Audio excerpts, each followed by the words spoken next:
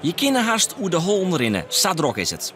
Zo'n 100 mensen komen naar de nijisreceptie voor een pilske, een hapkieten en de nijistafspraken.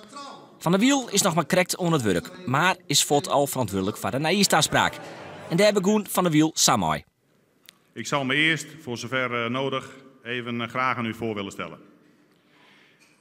Mijn naam is Jelko van der Wiel. Ik ben getrouwd met Gerda en vader van 2 kinderen. Ik ben 47 jaar en mag vanavond u toespreken als voorzitter van SC Heerenveen.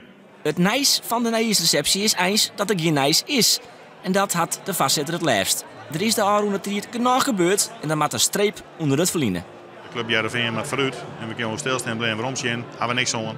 En de club is altijd positief geweest, wel wil ik zeggen houden. En het gevoel is ik bij de mensen, bij de sponsoren, naar je wat wat er leeft bij de mensen, een prachtige sfeer dat er weer. Maar ik bij het personeel, die wil graag vooruit, jou zich on en dat wil wij ook. Toch is er nog wel wat nijs te melden. Zij zit het als sponsoren de laatste die het alweer een beetje oproepen naar zo'n 100. Op voetbalgebied doen ze het ook weer. Vanzelfs hoe de topscorer van de Eredivisie, Finn Bogason, maar ook voor de revelatie van dit seizoen, Hakim Ziyech. Maar concreet speelt het er op dit stuit niet.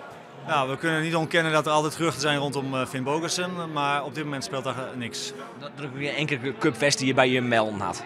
Nee, ook gelukkig niet, want we willen hem graag houden. Zoals Van Basten het ook heeft gezegd, we willen hem graag nog, in ieder geval de sportieve prestaties spreken wat dat betreft voor zich. We willen graag dat hij nog een halfjaartje blijft, minimaal. De afsluiter van de nijsreceptie is eigenlijk altijd het hichtepunt. Dit keer een forum met Jan Mulder, Van Basten, Sibon en de man die er altijd in vorm is, Wim Anker. Je kunt ooit, zelfs dit jaar, kunnen we een uitschieter hebben. Hè? Want dit jaar kan bijna iedereen kampioen worden. Wij ook.